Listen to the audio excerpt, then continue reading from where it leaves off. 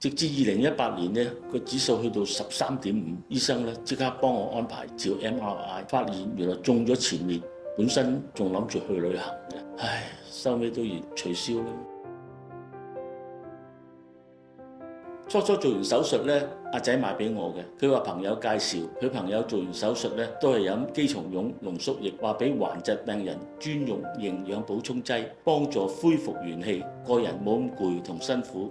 阿仔仲睇晒啲資料，發現肌松茸本身呢有豐富嘅多糖體，比靈芝呢多3-4倍㗎，可以激活免疫細胞，而且見佢朋友試過又有效，都俾咗我有信心試落去。加上佢好易吞、好易飲、好方便。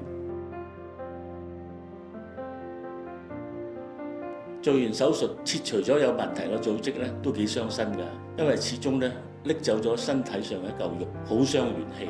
嗰陣呢成日都好攰、好眼瞓，又成身冇力。開始飲呢個肌松茸濃縮之後呢，慢慢就好少少，將啲元氣呢補翻嚟，開始有翻啲胃口同精神。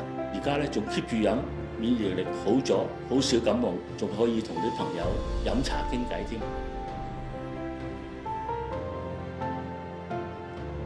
其實咧唔使驚嘅，醫學昌明，患疾咧係可以戰勝嘅。最緊要 keep 住檢查，特別係同我一樣上咗年紀嘅老友記，1年1次嘅體檢咧就好需要嘅。另外咧，心態要好，呢場咧係持久戰，長期作戰，需要堅強嘅意志。